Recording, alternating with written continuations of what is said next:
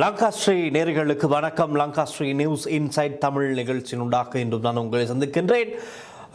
கடந்த 2-3 நாட்களாக மத்திய கிழக்கில் ஏற்பட்டிருக்கின்ற போர் பதற்றம், இந்த போர் சூழல் சம்பந்தமாகத்தான் நியூஸ் இன்சைட் தமிழ் நிகழ்ச்சியிலும் நாங்கள் நிறைய விஷயங்கள் பேசினோம். ஆனால் இன்று நாங்கள் ஏற்கனவே பேசிய 2-3 நாட்களாக நாங்கள் பேசாமல் விட்ட ஒரு மிக முக்கியமான விடயம் சம்பந்தமாக ஒரு சில தகவல்கள் கிடைத்திருக்கின்றது. அதுதான் உயிர்த்த ஞாயிறு தாக்குதல். இப்பொழுது சலே முன்னாள் இராணுவ, அதாவது முன்னாள் அரச புலனாய்வு பிரிவு பிரதானி சலே துவான் சுரேஷ் சலே உள்ளே இருக்கின்றார். 90 நாட்கள் பயங்கரவாத தடுப்பு சட்டத்தின் கீழ் தடுத்து வைத்து விசாரணைக்கு உட்படுத்தப்பட்டு வருகின்றார். இப்பொழுது இவர் உள்ளே சென்றது வெளியே பலருக்கு அலர்ஜிக்காக இருக்கின்றது. பலர் பயத்தில், பலர் பதற்றத்தில் உளறிக் கொண்டிருக்கின்றார்கள், உளர செய்கின்றார்கள். ஒரு சிலர் சத்தியாகிரக ஆர்ப்பாட்டத்திற்கும் செல்ல தயாராக இருக்கிறார்கள். விமல் வீரவன்ச சொல்லியிருந்தார், அவருடைய விடுதலைக்காக, சலையை விடுதலை செய்வதற்காக நான் சத்தியாகிரக போராட்டத்திலும் இறங்குவதற்கு தயார் என்ற வகையில் கருத்துக்களை குறிப்பிட்டிருந்தார். இப்போ ஒரு விஷயம் தான் நாங்கள் பார்க்கணும்.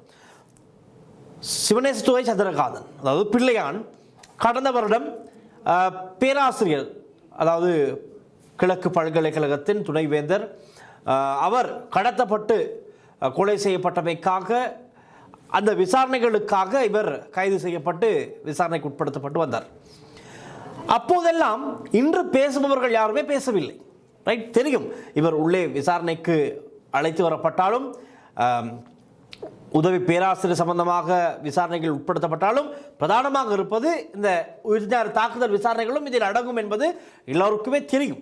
தெரிந்தும் கூட பெரிதாக அவ்வளவு யாரும் பேசவில்லை. ஆனால் பேசியது உதயகம்மன் பிள்ளை. அடிக்கடி சிஐடிக்குள் சென்று பிள்ளையானை சந்தித்து விட்டு வர பல முயற்சிகளை மேற்கொண்டார். அதே போல உள்ளே சென்று பேசிவிட்டு வந்தார். என்ன பேசினார் என்பது கூட நிறைய வழிமுறைகளில் மக்களுக்கு தெரிந்து கொள்ளக்கூடியதாக இருந்தது. முன்னாள் ஜனாதிபதி ரணில் விக்ரமசிங்க கூட பிள்ளையானோடு பேச முற்பட்ட சம்பவங்கள் இருக்கிறது. கால் எடுத்து பிள்ளையானோடு பேச வேண்டும் என்றெல்லாம் சொன்ன கதைகளும் இருக்கின்றது. அதெல்லாம் உண்மை, நடந்த விஷயங்கள். அப்படி இருக்கிற நிலையில், ஆனால் இன்று பாருங்கள், அதே ஒரு விசாரணை, அதே போன்ற விசாரணை, சுரேஷ் சலே கைதாகி இருக்கின்றார். ஆனால் பிள்ளையானுக்கு பேசாதவர்கள் கூட இந்த சுரேஷ் சலேயுடைய கைதை எதிர்த்து அரசாங்கத்துக்கு எதிராக ஒரு அரசியல் பழிவாங்கலை செய்துவிட்டதாக கருதி கூறி இன்று பல எதிர்ப்புகளை வெளியிட்ட வண்ணம் இருக்கின்றார்கள். ஆகவே இவர்களுக்கெல்லாம் என்ன தேவை? யாராவது ஒரு தமிழர் அல்லது இஸ்லாமியர் இந்த விடயம் சம்பந்தமாக, இந்த விவகாரத்தோடு சம்பந்தப்பட்டு யாராவது உள்ளே சென்றால் இவர்களுக்கு பரவாயில்லை, ரைட், நல்லம், இதுதான் ரைட், நீதி சட்டம் தன் கடமையை செய்தது, இதுதான் உண்மை நிலவரம், இப்பொழுது எல்லாத்துக்கும் தெரிகிறதா, இதை யார் செய்தார்கள் என்று பல்ட்டி அடிப்பார்கள். நிச்சயமாக அது நடக்கும்.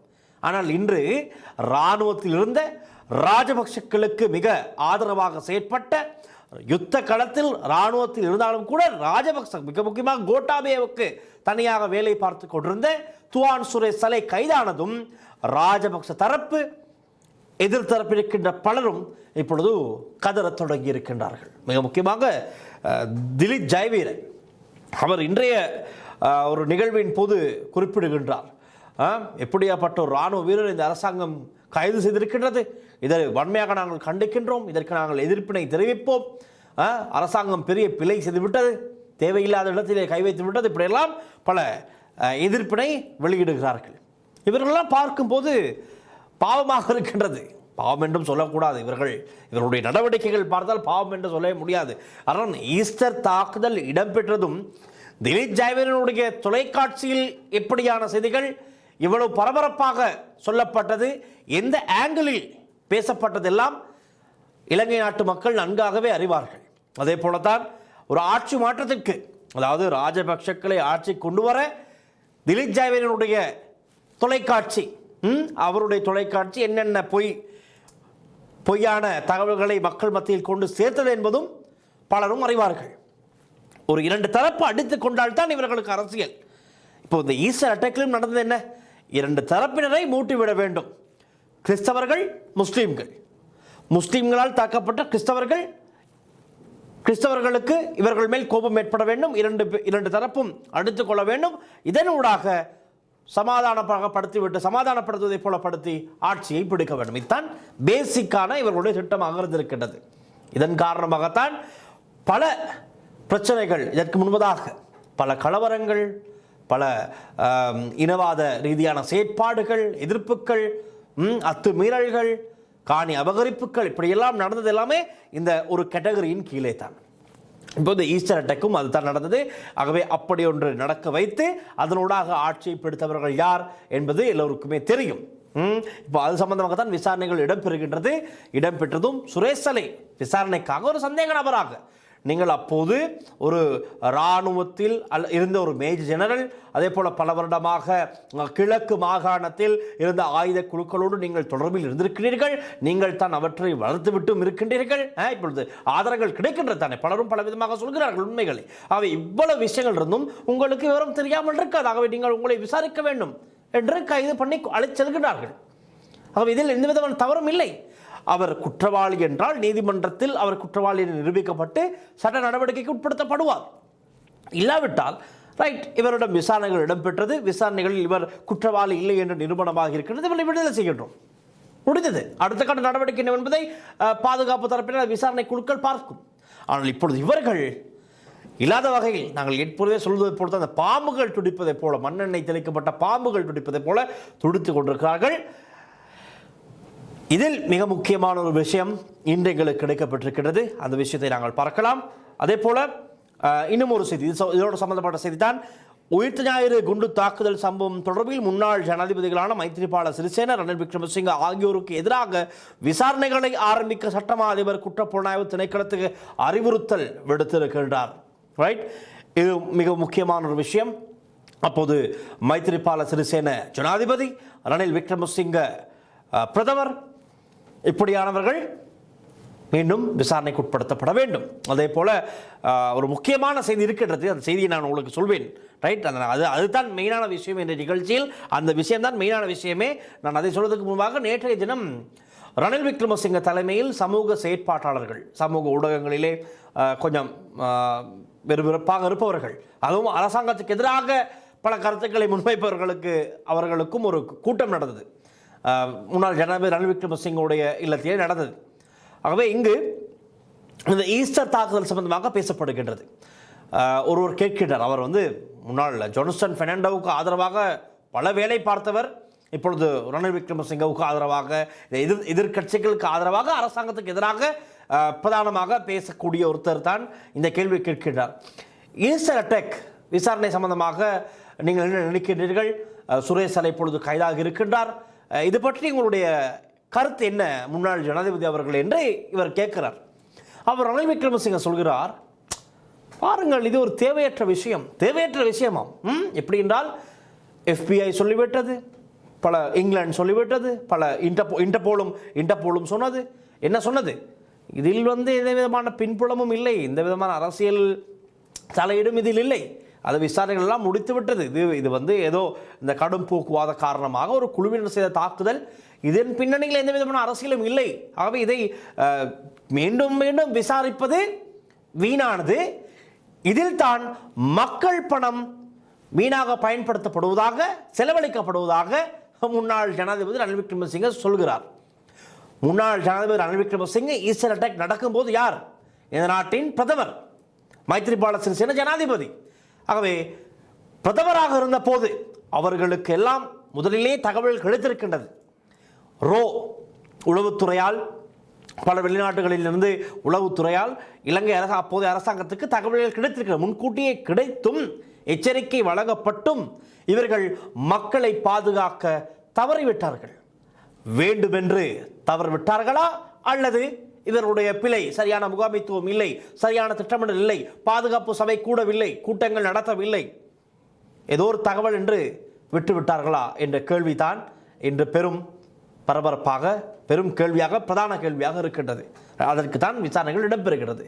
ரைட், ஆகவே ரணில் விக்ரமசிங்கவும் இதற்கு பதில் கூறியாக வேண்டும். இப்பொழுது நடக்கின்ற விசாரணை ஒரு வீண் விசாரணையா?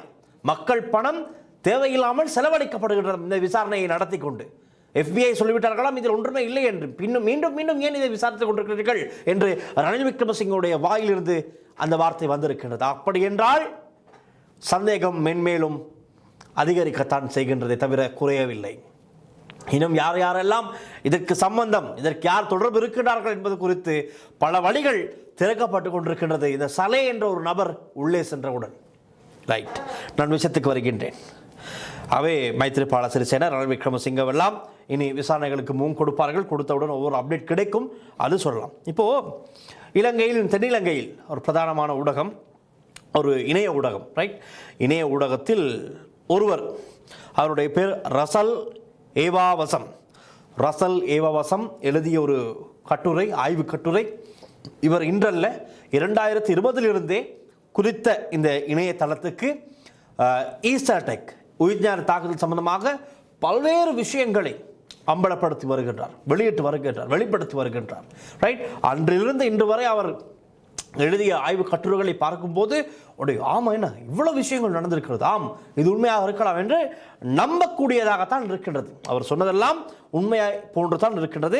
அந்த வகையில் அவர் கடந்த 28ஆம் தேதி குறித்த இந்த சிங்கள ஊடகத்துக்கு, இணையதளத்துக்கு ஒரு கட்டுரை எழுதியிருக்கின்றார். இந்த கட்டுரையின்படி இப்போ இந்த சிங்கள இணைய ஊடகத்தில் நான் சொன்ன இந்த ரசால் ஏவாஎஸ்எம் என்பவர் அவர் எழுதிய இந்த ஆய்வு கட்டுரையின் அடிப்படையில் வைத்து நான் இந்த விஷயத்தை உங்களுக்கு சொல்கின்றேன். இது சம்பந்தமாக விசாரணைகள் இடம்பெற வேண்டும், நிச்சயமாக இடம்பெற வேண்டும். இந்த ஆய்வு கட்டுரையின் படி இவர் சொல்லப்பட்டிருக்கின்ற விஷயங்கள் உண்மையா இல்லையா என்பது குறித்து நிச்சயமாக விசாரணைகள் இடம்பெற வேண்டும். இல்லை என்றால் அதுவும் ஒரு பாரிய அச்சுறுத்தலாக, ஆபத்தாக நாட்டுக்கு மாறிவிடும். என்ன விஷயம் என்பதை கூறுகிறேன். இப்போ சலே, துவான் சுரேஷ் சலே உள்ளே சென்றிருப்பது இந்த தாக்குதலில் பாதிக்கப்பட்ட உயிர்நீத்த உறவுகளுக்கு, அந்த உயிர்நீத்த உறவுகளின் உறவினர்களுக்கு ஒரு ஆறுதலான செய்தி. காரணம், ஆரம்பத்திலிருந்தே இந்த சுரேஷ் சலே என்பவர் பல பேரால் குற்றம் சாட்டுக்கு உள்ளான ஒருவர். இவர் தான் இதற்கு பதில் கூறியாக வேண்டும், இவருக்கு நிறைய விஷயங்கள் தெரியும், இவரை அழைத்து விசாரியுங்கள், இவரை கைது செய்துங்கள் என்று கத்தோலிக்க திருச்சபை கொழும்பு உயர்மறை மாவட்ட பேரவை, அவர் தந்தை சிறில் காமினி உட்பட, கர்தினால் மெல்கம் உட்பட பலரும் சொன்ன விஷயம் தான் துவான் சுரேஷ் சலே, இராணுவ பிரதானி, இராணுவ அரச புலனாய்வு பிரிவின் பிரதானி கைது செய்யப்பட வேண்டும், அவரிடம் விசாரணை நடத்தப்பட வேண்டும் என்று. யாரும் அந்த விஷயத்தை செய்யவில்லை. இப்பொழுது இந்த அரசாங்கத்தால் அவர் கைது செய்யப்பட்டு உள்ளே இருக்கின்றார், விசாரணைகள் உட்படுத்தப்பட்டு வருகின்றார். இந்த நிலையில் இந்த விசாரணைகளை இல்லாமல் செய்வதற்கு, இந்த விசாரணைகளை அப்படியே மறைப்பதற்கு ஒரு பாரிய முயற்சி ஒன்று, சதி ஒன்று நடப்பதாக சொல்லப்படுகின்றது. அது யாரால் செய்யப்படுகின்றது என்றால், இப்போ இவர்கள் உள்ளே சென்று, இப்போ சலே உள்ளே சென்று உண்மைகளை கக்கிக் கொண்டிருக்கலாம். ரைட், உண்மைகளை கக்கிக் கொண்டிருக்கின்ற தருணங்கள் தான் இது. 90 நாட்கள் தடுத்து வைக்கப்பட்டு விசாரணைக்கு உட்படுத்தப்பட்டு வரும்போது முதல் 30 நாள் இல்லாவிட்டாலும் அடுத்த 30 நாள் சொல்லியாக வேண்டும். அப்படியான விசாரணைகள் தான் உள்ளே நடக்கும். எப்படியோ பல விஷயங்கள் இவரது வாயிலிருந்து வெளியே எடுத்து விடுவார்கள் விசாரணை குழுக்கள். இப்பொழுது இந்த விசாரணைகளின் கீழ் உண்மைகள் எல்லாம் வெளியாகி விடுமோ என்ற பயத்தில் தான் வெளியே பலரும் பலவிதமாக கத்திக் கொண்டிருக்கின்றார்கள். இவர்கள் எல்லாம் சேர்ந்து ரைட், சுரேஷ் சலே ஊடாக உண்மைகள் வெளியாகி விடுமோ, சுரேஷ் சலே உண்மையாக இதில் குற்றவாளியாக இருந்தால் அவரை இந்த விஷயத்தை செய்ய வைத்தது யார் என்பது அம்பலமாகிவிடும். ஆகவே அந்த தரப்பினர், அப்படி சொல்லப்படுகின்ற தரப்பினர் ஒரு குழு ஒன்று இருக்கின்றதாம், ஆயுதக்குழு. இந்த ஆயுதக்குழுவை யாருடையது என்றால், இந்த ஆர்டிகளின் அடிப்படையில் நான் கூறுகிறேன், விநாயகமூர்த்தி, முரளிதரன், ரைட், கருணாம்மானுடைய குழுக்கள். அவரால் ஆயுத பயிற்சி வழங்கப்பட்ட ஒரு குழு இருக்கின்றதாம். அந்த குழுவை வைத்து மீண்டும் ஒரு பிரச்சனையை உருவாக்குவதற்கான தயார்படுத்தல்கள், திட்டங்கள் வகுக்கப்படுவதாக இந்த ஆய்வு கட்டுரையில் சொல்லப்படுகின்றது. இது ஒரு சிங்கள ஊடகம், இணைய ஊடகம். அந்த இணைய ஊடகத்துக்கு ரசால் ஏவாஎஸ்எம் எழுதிய கட்டுரையின் படித்தான் நான் இந்த விஷயத்தை சொல்கிறேன். இதில் அவை தான் குறிப்பிடப்பட்டிருக்கிறது. 2019 ஏப்ரல் 21 இடம்பெற்ற அந்த மிலேஸ்தரமான தாக்குதல் சம்பந்தமான விசாரணைகள் இப்பொழுது சென்று கொண்டிருப்பதனால், இதனால் அச்சத்தில், பயத்தில் இருக்கின்ற, வெளியே இருக்கின்ற ஒரு தரப்பு, இதில் குறிப்பிடப்படுவது ராஜபக்ச தரப்பு என்று தான் சொல்லப்படுகின்றது. ராஜபக்ச தரப்பினரால் ஏற்கனவே உருவாக்கப்பட்ட ஒரு குழு தான் கருணாம்மானுடைய வழிகாட்டலில் அவருடைய ஆயுத பயிற்சியில் உருவாக்கப்பட்ட ஒரு குழு என்று சொல்லப்படுகிறது. இந்த ஆய்வு கட்டுரையில் நீங்கள் இப்பொழுது பார்க்கலாம் திரையில். ரைட், அவருடைய புகைப்படங்களோடு இருக்கின்றது. கருணாம்மானும்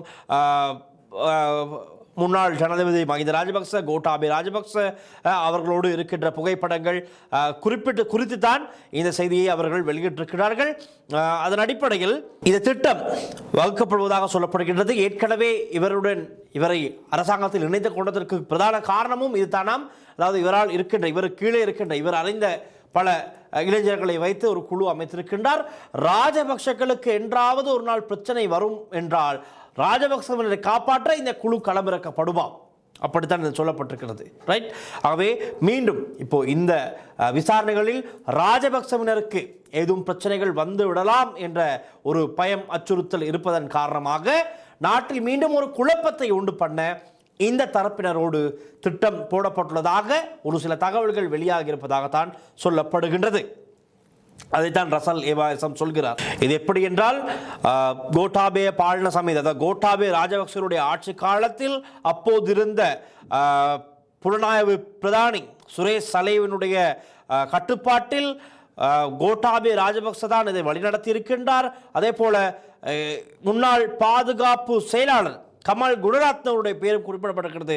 கமல் குணரத்னவுடைய ஒத்துழைப்பில் மிகவும் திட்டமிட்ட முறையில் கிழக்கிலே நகநீர கருணாகே பார்சவேன் கருணா அம்மானுடைய தரப்பில் ஆயுதங்கள் வழங்கப்பட்டிருக்கிறதாம். அவருடைய கோட்டாபீர் ஆட்சி காலத்திலே கருணா அம்மானுடைய அந்த குழுவுக்கு ஆயுதங்கள், கிளேமோர் குண்டுகள், அதே போல மேப் திட்டமிட்ட ஒரு வரைபடங்களும் வழங்கப்பட்டிருப்பதாக சொல்லப்படுகிறது. புல்லட்ஸ், துப்பாக்கி ரவைகள் கொடுக்கப்பட்டதாக சொல்லப்படுகின்றது.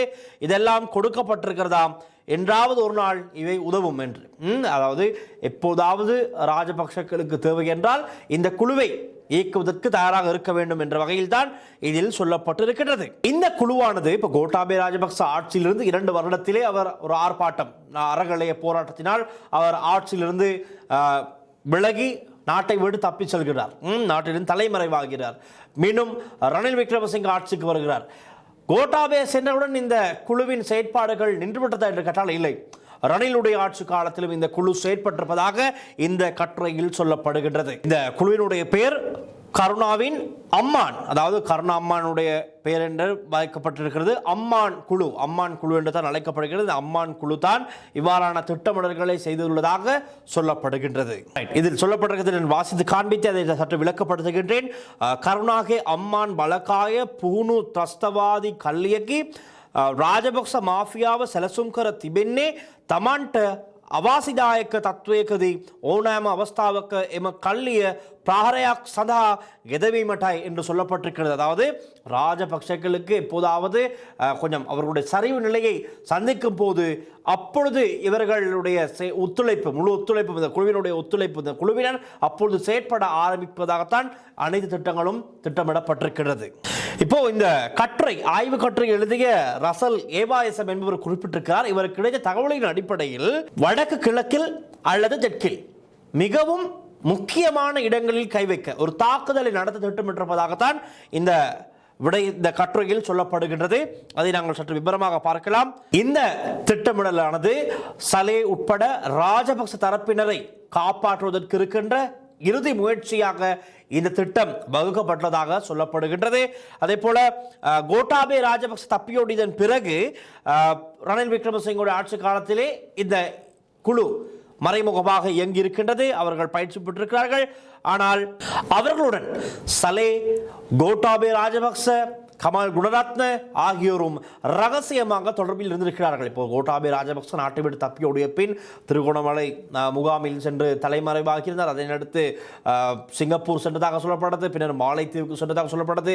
அப்படியெல்லாம் சென்று வந்தவர் மீண்டும் இலங்கைக்கு வந்துவிட்டார். ரைட். ரணில் விக்ரமசிங்க ஆட்சி காலத்திலே மீண்டும் இலங்கைக்கு வந்தவுடன் கூட அந்த குழுவினரோடு ரகசியமாக தொடர்பில் இருந்திருப்பதாக இந்த ஆய்வு கட்டுரையிலே சொல்லப்படுகின்றது. ரைட். இதில் சொல்லப்படுகிறது முக்கியமான விஷயம், சலே අත්අඩංගුවට පත්වීමත් සමග කුමන්ත්‍රණකාරී පාස්කු ප්‍රහාරය වැනීම ප්‍රහාරයක් එල්ල කරවීම මගින් පාස්කු ප්‍රහාරය පිළිබඳ අවසන් විමර්ශන අඩපණ කරවමින් සලේ අත්අඩංගුවට ගැනීම නිසා ජාතික ආරක්ෂාව බිඳවැටීම ආරම්භ වූ බව පෙන්වීමත් ඉලක්කය වී තිබේ. 2019 ඇප්‍රල් 21 බලය වෙනුවෙන් 300කට ආසන්න පිරිසක් මරා දමා යලිත් සිල් රෙදි පොරවා ගෙන පන්සල් වන්දනාවේ ගිය මේ සිත් பித் நதி மாஃபியாவட்ட மே அப்பாசு காரணாவக்த நோவே. அதாவது என்ன சொல்லப்படுகிறது என்றால், அதிகாரத்தை பெற்றுக்கொள்ள 2019 ஏப்ரல் 21 300க்கும் அதிகமானோரை கொன்று அந்த சடலங்களுக்கு மேலே ஏறி இரத்த கைகளுடன் ஆட்சியை பிடித்த இவர்களுக்கு மீண்டும் ஒரு தாக்குதலை நடத்தி ஆட்சியை பிடிப்பது அவ்வளவு பெரிய கஷ்டமான காரியம் இல்லை, அவர்களை காப்பாற்றிக் கொள்வது மிக கஷ்டமான காரியம் இல்லை என்று சொல்லப்படுகின்றது. ஆகவே மிகவும் அவதானமாக இருக்க வேண்டிய ஒரு பதிவு இது எனக்கு கிடைத்தது, கண்ணில் பட்டது. நான் உடனடியாக இதை நான் மக்களுக்கு தெளிவுபடுத்தி இருக்கின்றேன். நிச்சயமாக இது சார்ந்த பாதுகாப்பு தரப்பில் இருந்தால் இந்த ஆய்வு கொற்றை சம்பந்தமாக நிச்சயமாக பார்க்க வேண்டும். ரைட், இது உண்மையா பொய்யா என்பது இரண்டாம் விஷயம். இப்படித்தான் 2019 முன்னெச்சரிக்கையாக அவதானமாக இருங்கள், இப்படி ஒரு தாக்குதல் நடத்தலாம் என்று சொல்லப்பட்டது. அதை யாரும் கவனத்தில் எடுத்துக்கொள்ளவில்லை. அவர்களுடைய பாதுகாப்பை பார்த்தார்களே தவிர அப்பாவி மக்களுடைய கவனத்தை யாரும் பெரிதாக பார்க்கவில்லை. அதற்கு பிறகுதான் எல்லா ஆலயங்களிலும் துப்பாக்கி தாங்கிய இராணுவத்தினர், போலீசார் எல்லாரும் நிற்கிறார்கள் பாதுகாப்புக்கு. அதைத் தொடர்ந்து 1 வருடம் 2 வருடம் தொடர்ந்து ஆலயங்களில் இருக்கிறார்கள். அது இல்லை விஷயம். ஒரு தகவல் கிடைத்ததுமே அந்த பாதுகாப்பை உறுதிப்படுத்தியிருக்க வேண்டும். ஆனால் இப்பொழுது இந்த கட்டுரை எழுதிய ரசல் ஏவாவசம் அவருக்கு ஒரு சில தகவல்கள் கிடைத்திருப்பதாகத்தான் அவருடைய இந்த கட்டுரையில் குறிப்பிட்டிருக்கின்றார். ஆகவே உடனடியாக இது சம்பந்தமாக பாதுகாப்பு பிரிவினர் தேடி பார்க்க வேண்டும், உண்மை தன்மை என்ன என்பது குறித்து ஆராய வேண்டும். ரைட், ஒரு பிரபலமான இணையதளம் இது. இந்த இணையதளத்தில் இந்த செய்தி வெளியாக இருக்கிறது என்றால் நிச்சயமாக கொஞ்சம் அக்கறை காட்டுவது சிறந்தது. இதில் என்ன மாதிரியான திட்டமிடல் என்றும் சொல்லப்பட்டிருக்கிறது. செலசுமம் என்ன அப்படி என்று இதுவாக இப்படியான தாக்குதல்களை நடத்தலாம் என்று சொல்லப்படுது. பிரபு ரத்யாக் இலக்க கரகாத் கிளேமோர் போம பிராரயாக், அதாவது பிரபுக்களினுடைய ஒரு வாகனத்தை இலக்கு வைத்து ஒரு குண்டு சம்பவம் ஒன்றை நடத்தலாம் என்று சொல்லப்படுகின்றது. பௌத்த ஆகமிக ஸ்தான கீபேக பிராரயாக் எல்லக்கரவீம மகின் புதுதாம வினாச என முசாவ ஜனகத கரவீம், அதாவது ஒரு பௌத்த ஸ்தலத்துக்கு, வணக்க ஸ்தலத்துக்கு, ஆன்மீக ஸ்தலத்துக்கு தாக்குதலை எடுத்து பௌத்த தர்மத்துக்கு ஒரு பாதுகாப்பு உருவாகிவிட்டது என்பதை ஹைலைட்டாக காட்டிவிட்டு மீண்டும் ஒரு குழப்பத்தை உண்டு பண்ணலாம் என்றும் சொல்லப்படுகின்றது.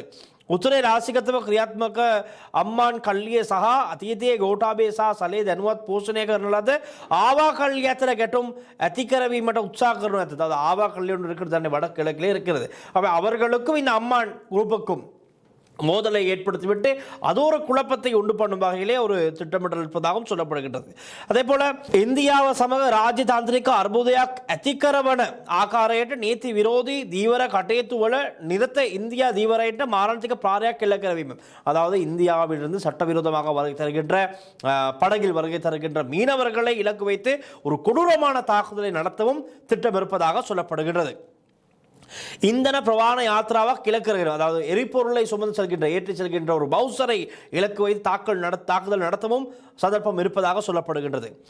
மத்தியம கந்துக்கரைய அட்டன்சா நூரலிய ஆசிரித்த பிரதேசவள கிசியாம் பரப்பத்திர சிதிவிமக் நிர்மாணிய கிரீமம், அதாவது அட்டன் நூரலிய பகுதிகளிலும் ஏதாவது ஒரு பாரிய தாக்குதலை நடத்த திட்டமிடப்படுவதாக சொல்லப்படுகிறது. இதையெல்லாம் இப்படியும் இந்த வகையிலே ஏதாவது குழப்பம் உருவாகக்கூடிய வாய்ப்புகள் இருக்கிறதாம். இந்த குறித்த குழுவால் சலே உட்பட ராஜபக்ச தரப்பினரை காப்பாற்றுவதற்கு, இது நான் சொல்லவில்லை, இது சொல்லப்பட்டிருக்கிறது இந்த சிங்கள ஊடகம், சிங்கள இணையதளத்தில் தான் கூறப்பட்டிருக்கிறது. இது எழுதியவர் ரசல் ஏவாவசம் அவருடைய ஆய்வு கட்டுரையின் அடிப்படையில் தான் இந்த கருத்தை நான் முன்வைக்கின்றேன். ரைட், ஆகவே இது சம்பந்தமாக வெளிச்சத்துக்கு நாங்கள் கொண்டு வந்திருக்கின்றோம். இந்த இணையதளம் சம்பந்தமாக நிறைய சிங்களவர்கள் பார்த்திருப்பார்கள். காரணம், இதில் சிங்கள ஒரு வெப்சைட் சிங்களத்தில் தான் எழுதப்பட்டிருக்கின்றது. அவர் சிங்கள சகோதரர்கள் நிறைய பேர் பார்த்திருக்கலாம். இது சம்பந்தமான அடுத்த கட்ட நடவடிக்கைகள் எடுக்கப்பட வேண்டியதான் மிக முக்கியமானது. ஒரு கவனத்திற்கு நாங்கள் கொண்டு வர வேண்டும் ஒரு விஷயத்தை, அதைத்தான் நாங்களும் செய்திருக்கின்றோம். உண்மையா பொய்யா என்பது குறித்து விசாரிக்கப்பட வேண்டும். அப்படி என்றால் இது சம்பந்தமாக இதில் குறிப்பிடப்பட்டிருக்கின்ற பெயர்கள் யார் யார் என்பதை இப்போ தெரியும், அவர்களை அழைத்து உடனடியாக விசாரணைக்கு உட்படுத்தப்பட வேண்டும். ரைட், இது நடந்தால்தான் இனி நடக்கவிருப்பதாக சொல்லப்படுகின்ற இந்த ஆய்வு கட்டுரையின் அடிப்படையில் சொல்லப்படுகின்ற மிகப்பெரிய மீண்டும் ஒரு அநியாய சம்பவம் ஒன்று தடுத்து நிறுத்தப்படும். இதை நாங்கள் பாதுகாப்பு தரப்பினருக்கு சமர்ப்பிக்கின்றோம். நீங்கள் தான் இதை உடனடியாக கவனத்தில் எடுத்து இது என்ன நடக்கப் போகின்றது, உண்மையா இந்த கதை உண்மையா என்பதை விசாரித்து ஒரு முடிவுக்கு வர வேண்டும். அப்படி எதுவும் நடக்க இருப்பதாக இருந்தால் அதை உடனடியாக தடுப்பது பாதுகாப்பு தரப்பினருடைய பொறுப்பு என்று கூறிக்கொண்டு நாமும் விடைபெறுகின்றோம். இத்தான் இந்த ஈஸ்டர் அட்டாக் சம்பந்தமாக இப்பொழுது பலர் பதறிக்கொண்டிருக்கிறார்கள், அச்சத்தில் உளறிக்கொண்டிருக்கின்றார்கள். என்ன காரணம், ஏன் இவர்கள் இப்பொழுது பயத்தில் தடுமாறிக்கொண்டிருக்கிறார்கள் என்பது நிச்சயமாக இன்னும் காலப்போக்கிலே தெரிந்துவிடும். ரைட், 90 நாட்கள் இருக்கின்றதானே, ஒவ்வொரு நாளும் விசாரணைகள் இடம்பெறும். விசாரணைகளுடைய அப்டேட்டுகள் ஏதோ ஒரு வழியில் கிடைத்தால் நாங்கள் அதை உங்களுக்கு வழங்க தயாராக இருக்கின்றோம். பார்க்கலாம். விசாரணைகளுக்கு எந்த விதமான இடையூறும் ஏற்பட்டு விடக்கூடாது. சலேவும் உள்ளே இருக்கின்ற சலேவும் மிகவும் பாதுகாக்கப்பட வேண்டிய ஒருவர். பாதுகாத்த மட்டும்தான் அவரிடமிருந்து உண்மைகள் வெளியே வரும். அல்லது பயத்திலே வெளியே உணர்பவர்கள் உள்ளே சென்று சலையை எதுவும் பண்ணுவதற்கும் வாய்ப்புகள் இருக்கின்றது. ஆகவே முழுமையாக திட்டமிடல் தேவை. அந்த தகவலோடு நாமும் இன்றைய நியூஸ் இன்சைட் தமிழ் நிகழ்ச்சியை நிறைவு கொண்டு வருகின்றோம். மீண்டும் நாளைய நிகழ்ச்சியில் சந்திக்கலாம். தொடர்ந்தும் லங்கா ஸ்ரீயுடன் இணைந்திருங்கள். ஒளிப்பதிவாளர் லிசிகருடன் நான் டில்ஷான் வின்சன். நன்றி, வணக்கம்.